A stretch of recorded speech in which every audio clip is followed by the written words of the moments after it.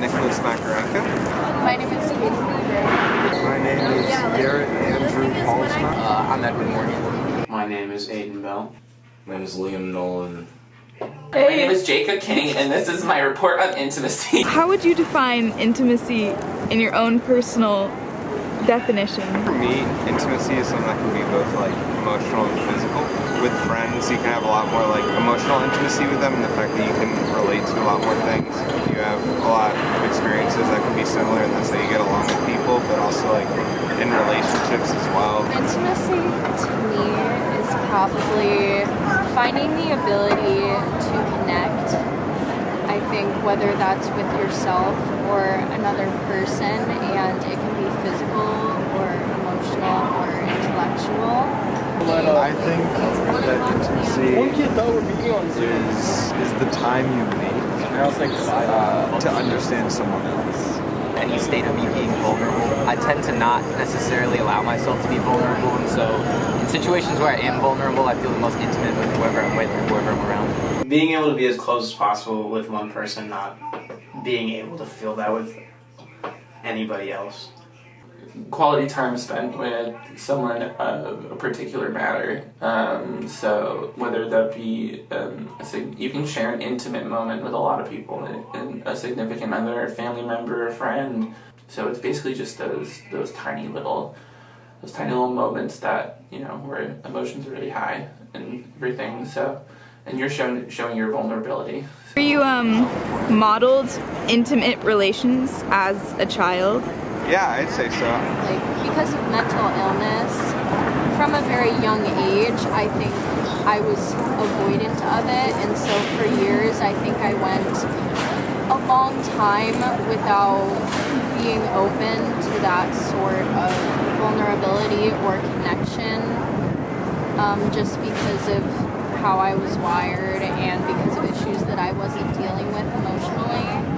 Yeah, I mean, like, my parents had a pretty, like, steady marriage my entire life. And, like, a lot of, like, the first times I was really, like, intimate with someone that was, like, outside of my immediate family, or, like, even, like, a relative, I did really fuck that up, where I just did not know how to, like, really react when, like, intimacy became an argument, or, like, I don't like that you're doing this.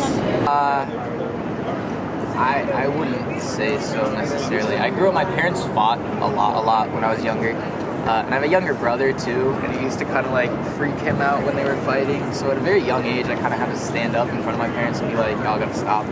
Like, you're freaking my brother out. And so like, even from a young age, like my view on what affection was and my view on what it was to like love somebody was like really thrown off and askew.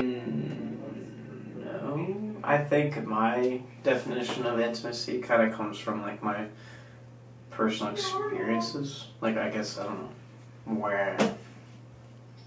where I live. I guess that would be considered childhood. Like, in terms of like the grand scope of things, I think it set like an understanding for me, but it wasn't really that impactful. That was my introduction towards like intimacy for me personally. It was like romantic intimacy. It wasn't until like high school that I started like understanding that there were different forms of intimacy that didn't revolve around that. No. PDA was very shunned in my family, so like even as a kid, that stuff was very inaccessible. So I had to grow up with learning about intimacy through media a lot, which could be very damaging for certain people. Describe a moment where you felt like really intimate with somebody. I feel like one of the biggest is I played football with this kid at a young age in his life. His brother passed away, and so did his dad due to car accidents and whatnot.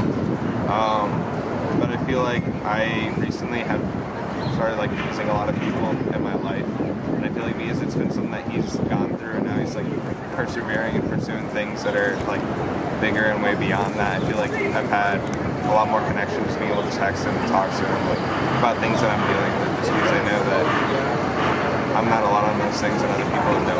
So.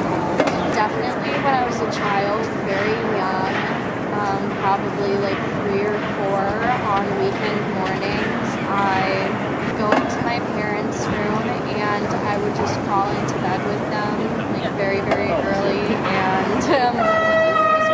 exhausting for them, they still let me do it. And, you know, I think just like cuddling with my parents and talking with them and playing little games and just genuinely spending time with them and bonding with them was maybe one of the most intimate experiences like that I can recommend. I was hanging out with this girl and I ended up having to fight someone on her behalf because the guy was being a bad person. And for whatever reason, after that event, it just felt very intimate. I can't really explain why necessarily. It was just like this weird act of aggression on behalf of someone else, which sounds kind of like... Do you feel like it was a bit of a trauma bond? Yeah, a little bit.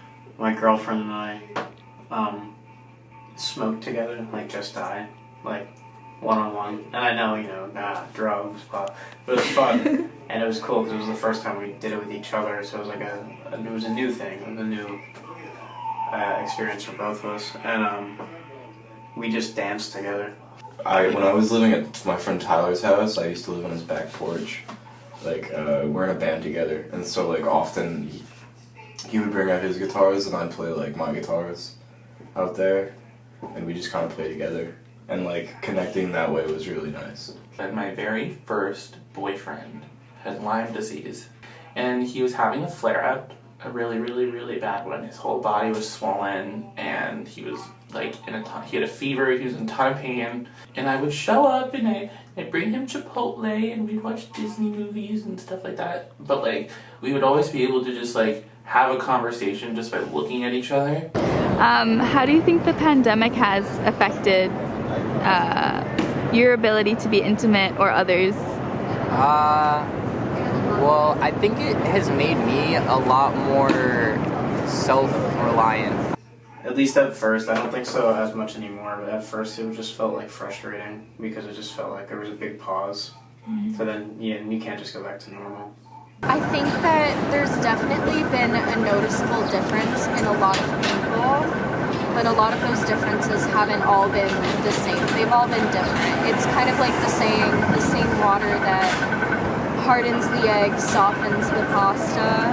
You know, everyone has responded differently to, you know, this major world event, you know, this major historical event, and I think that it's changed everyone differently. I think it made me more willing and open, I think, to these sorts of like intimate scenarios as they occur. Since like there is such a disconnect between like being like physically around people, I feel like people have had to find other ways to be intimate with people. Especially the beginning of the pandemic was a time when everyone was constantly being divided and constantly being separated, whether it be geographically, politically, you know, romantically. All these different groups of people were being split up. The pandemic has definitely affected anyone's intimate relationships. Do you feel like intimacy is a need for humans? Yeah, I feel like it is. I don't know, I feel like we crave like being social and talking to people. I feel like if we don't have things to connect or to relate to, it can make us feel pretty lonely. I really do. I like to tell myself it's not. I know it is though. I know factually intimacy. Why?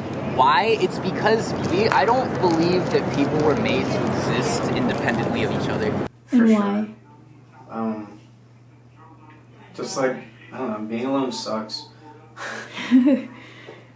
Like, I don't know, even just like someone to chat with, like the fucking cashier or whatever. Like that stuff, the little things is like, I don't know, you can't go without that. I feel like, because being alone, I don't know, I know it would drive me crazy. It depends on the person, because there are some people in their life who would want to go their whole life without an intimate moment, without that type of heightened emotion. Me personally, intimacy is definitely a need.